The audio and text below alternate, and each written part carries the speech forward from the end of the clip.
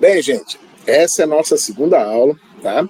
E como a gente viu na aula passada, a gente está abordando o livro do Carlos Martins, O que é Sociologia, tá? E como eu disse para vocês, tá? A sociologia, e aí a gente vê isso logo no primeiro capítulo, tá? Ela surge, como vocês podem bem ver aqui, tá? No início, né, do segundo parágrafo, ou no segundo parágrafo do primeiro capítulo, né? O seu surgimento ocorre num contexto histórico específico que coincide com os derradeiros momentos da desagregação da sociedade feudal e a consolidação da civilização capitalista, ok? Como eu disse para vocês na aula passada, tá? Foi justamente, né, a deterioração, né, estava tudo se deteriorando, né? O sistema feudal estava em decadência, as suas instituições em decadência, o seu modelo produtivo, econômico, político, social em decadência, ok? O que vai surgir, né, das cinzas do feudalismo é um novo sistema, totalmente modificado, com novas instituições, com novas classes feudais, com novas classes sociais, tá? Não é mais o sistema de castas, não é mais a nobreza, o clero e os servos, né, que eram as classes no sistema feudal. No socialismo, as classes sociais são outras, né? A gente vai ver surgindo a burguesia, vai ver surgindo o proletariado, tá? Os trabalhadores assalariados. O modelo institucional, tá? Não é mais o modelo em que você tem, por exemplo, a Igreja Católica, né, com um sistema de referência. Ela vai perder, entendeu, o poder político. Você não tem mais, propriamente, os senhores feudais que disputavam os territórios, né, e controlavam as terras e, consequentemente, controlavam os servos. Você não tem mais essa configuração. Instituições novas vão aparecer. A gente, no modelo feudal, por exemplo, você não tem escola, tá? A escola, como a gente conhece no mundo moderno e contemporâneo, ela nasce justamente entre o século XVIII e século XIX. O modelo do processo educacional, tanto no mundo antigo, grego, quanto romano, como também no mundo feudal, europeu, é completamente diferente do processo de escolarização que nós conhecemos hoje na nossa modernidade e na nossa contemporaneidade. Como eu disse para vocês na aula passada, tá? Dois grandes acontecimentos, duas grandes revoluções. Uma, a Revolução Francesa, uma revolução política que vai mudar a configuração, entendeu, da Europa, tá? A Revolução Francesa é uma revolução capitalista, é uma revolução burguesa, em que a gente vai ver, entendeu, a mudança completa da estrutura política em toda a Europa. É óbvio que isso acontece na Inglaterra um século antes, como eu disse para vocês, com a Revolução Gloriosa. Mas a Revolução Francesa vai trazer novos princípios, o princípio do republicanismo.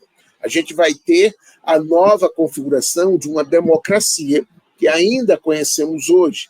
Esse republicanismo que nós vivemos na nossa contemporaneidade é fruto da Revolução Francesa. A gente vai ter a Revolução Industrial, vai nascer uma nova instituição, uma instituição que não existia. Vocês não vão conhecer ela em nenhum momento na história, a não ser a partir do século XVIII e século XIX, a fábrica. Tá? A fábrica é a instituição símbolo da Revolução Industrial. E, consequentemente, né, com o surgimento da fábrica, com o surgimento das mudanças, né, que vão ocorrendo a partir da transformação das novas classes, da classe burguesa, da classe, né, proletária, outros acontecimentos vão se desdobrando naquele momento histórico, vão se transformando. Vejam, por exemplo, na página 12 do livro do Carlos Martins. Cada avanço, né? Só um minutinho, por favor, que o slide voltou aqui. Vamos aqui, peraí, só um minuto. Tá, vamos lá. Cada avanço com relação à consolidação da sociedade capitalista representava a desintegração o solapamento de costumes e instituições até então existentes e a introdução de novas formas de organizar a vida social. A utilização da máquina na produção não apenas destruiu o artesão independente, que possuía um pequeno pedaço de terra cultivado nos seus momentos livres, este foi também submetido a uma severa disciplina e novas formas de conduta e de relações de trabalho completamente diferentes das vividas anteriormente por ele. Então, observe, tá? Com a introdução e o surgimento do capital, a mudança, né, na estrutura da sociedade, ela se torna de forma violenta, ela se torna complexa, ela torna algo altamente, uma dinamicidade, é uma nova dinamicidade no processo de estruturação social. Observem o que o Carlos Martins afirma, né, ainda na página 12, né, no parágrafo seguinte, ó. No período de 80 anos, ou seja, entre 1780 e 1860, a Inglaterra havia mudado de forma marcante a sua fisionomia. País com pequenas cidades, com uma população rural dispersa, passou a comportar enormes cidades, nas quais se concentravam suas nascentes indústrias que espalhavam produtos para todo o mundo, ou seja, para o mundo inteiro. Tá? Lembrem que a Inglaterra vai ser a grande potência, né, mercantil, capitalista do século XIX. Né? Lembrem, né, que isso vai marcar as relações dos processos colonialistas e, consequentemente, imperialistas que vão vir posteriormente. Né? Observe, tais modificações não poderiam deixar de produzir novas realidades para os homens dessa época. A formação de uma sociedade que se industrializava e se urbanizava em ritmo crescente implicava a reordenação da sociedade rural, a destruição da servidão e o desmantelamento da família patriarcal e etc. Então você tem o quê? Novas instituições. A família patriarcal desaparece. Vai surgir o quê? Vai surgir o modelo de família burguesa. Esse modelo que nós temos na nossa configuração atual. Veja um pouco mais à frente, um pouco mais adiante, já na página 14, algo muito importante. Vejam o primeiro parágrafo da página 14. Um dos fatos de maior importância relacionados com a Revolução Industrial é, sem dúvida, o aparecimento do proletariado e o papel histórico que ele desempenharia na sociedade capitalista. Os efeitos catastróficos que essa revolução acarretava para a classe trabalhadora levaram-na a negar suas condições de vida. As manifestações da revolta dos trabalhadores atravessaram diversas fases, como a destruição das máquinas, atos de sabotagem e explosão de algumas oficinas, roubos e crimes, evoluindo para a criação de associações livres, formação de sindicatos e etc. Observem que essas estruturas ou essas consequências, né, do processo de industrialização e do capitalismo, óbvio, né, esse processo de estruturação do capital, ele vai acontecer de forma explosiva, gente, tá? Vai acontecer de forma explosiva e se expandindo para o mundo inteiro. Vai impactar a Europa, mas não só a Europa, a América do Norte, a América do Sul, a África, a Ásia. Lembrem, tá, que nesse momento histórico, que é o momento do século XIX, tá, a Europa ela domina o mundo. O mundo é repartido entre as colônias europeias, né? A gente tem a América do Sul e a América do Norte ainda em processo de colonialismo. É óbvio que no início do século XIX, essas colônias vão se emancipando, mas não perdem, né? Não perdem de forma alguma, né, a subjugação em relação às metrópoles europeias. Né? Isso, na verdade, é todo o processo de desenvolvimento do próprio capital. A consequência dessa crescente organização foi a que os pobres deixaram de se confrontar com os ricos, mas uma classe específica, a classe operária, com consciência de seus interesses, começava a organizar-se para enfrentar os proprietários dos instrumentos de trabalho. nessa trajetória, iam produzindo seus jornais, sua própria literatura, procedendo a uma crítica da sociedade capitalista e inclinando-se para o socialismo como alternativa de mudança. Observem, né, que o Carlos Martins apresenta aqui foi o que aconteceu no início do século XIX e se intensificou na segunda metade, né, do século XIX. E aí a gente pode pegar como referência o Karl Marx, né? O Karl Marx, ele é um dos grandes teóricos desse momento histórico e é por isso que ele faz parte, né? Ele é conhecido, né, como um dos pais da sociologia, né? Não só ele, como o Max Weber, como também o Emiliano Durkheim, mas o Marx, na verdade, ele é mais velho, né? Ele nasceu primeiro, né? Ele vai nascer no início ali do século XIX, né? E vai morrer, tanto é que ele morre primeiro, vai morrer em 1883, bem antes do Durkheim, que vai morrer somente em 1917, e bem antes, né, do Max Weber, que só morre em 1920.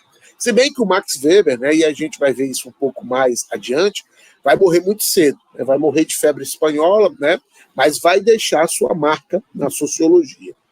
E por que a gente considera esses grandes teóricos, ou esses três grandes teóricos? Porque eles vão ser os principais organizadores, né, dessa disciplina. São eles que vão construir as metodologias iniciais para o desenvolvimento e o estopim inicial da própria sociologia. Tá? A sociologia cresce, se desenvolve por causa desses grandes pensadores. Mas, como eu disse para vocês, eles foram influenciados por outros grandes teóricos, foram. Tá? Mas é importante a gente pensar, né, e perceber que o processo de sistematização da sociologia, ou seja, a sua organização metodológica, os seus métodos, eles derivam desses teóricos. Tá? E um dos textos, né, que eu até gostaria de apresentar para vocês, tá?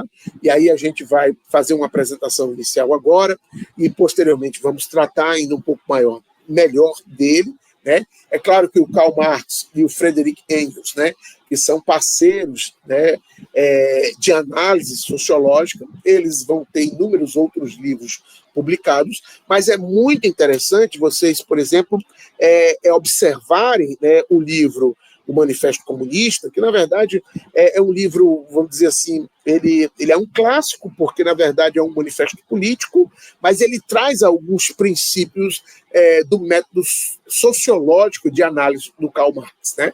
Que é justamente o materialismo histórico dialético. Tá? E, consequentemente, a gente consegue perceber isso claramente, né, no texto do Marx, logo no início, quando o Marx, na verdade, ele faz uma análise sobre a luta de classes. Tá? Então, a luta de classes, que é uma das referências do Marx, né, tem origem, né, e tem uma explicação muito interessante nesse livro. E a gente consegue ver isso a partir, entendeu, da página 38, né, 39 do texto. Né, e aí a gente consegue ter uma ideia melhor sobre a concepção do Marx, né, sobre a luta de classes. E é muito interessante essa concepção do Marx, né, porque ele vem apresentar essa perspectiva e colocar justamente e demonstrar para a gente, né, que a luta entre as classes, que é uma luta ideológica, é uma luta também violenta, que é uma luta de derramamento de sangue, e a gente vê isso na Revolução Francesa, a gente vê isso na Revolução Gloriosa, a gente vê isso, por exemplo, nos processos de independência colonialistas, né, aqui da América. Você encontra toda essa realidade. O Marx, ele vai, por exemplo, ter um vislumbre dessa perspectiva e vai colocar isso como algo, vamos dizer assim, imprescindível para o desenvolvimento da análise social.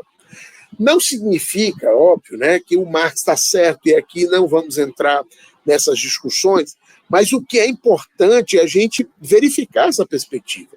Observem na página 40 do Manifesto Comunista, né, que o Marx vai dizer o seguinte: a história de todas as sociedades até hoje existentes é a história das lutas de classe. Observem que na página 40 ele já apresenta essa perspectiva. Vejam nos parágrafos seguintes da página 40. Homem livre e escravo. patrício e plebeu, senhor feudal e servo, mestre de corporação e mestre de corporação e companheiro, tá? Em resumo, opressores e oprimidos, em constante oposição, têm vivido numa guerra ininterrupta, ora franca, ora disfarçada, uma guerra que terminou sempre, ou por uma transformação revolucionária da sociedade inteira, ou pela destruição das duas classes em conflito. É muito interessante essa apresentação do Marx, porque, historicamente falando, se a gente for pegar, né, o início das sociedades humanas a partir do processo de desenvolvimento histórico, a gente vai ver essas inúmeras classes. E essas inúmeras classes em conflitos, ok? É muito interessante, a gente volta posteriormente nesse texto, tá? E, consequentemente, essa nossa segunda aula se encerra aqui, tá? E a gente retorna posteriormente, entendeu? No livro do Carlos Martins, para dar continuidade sobre o que é sociologia. Valeu, gente, muito obrigado.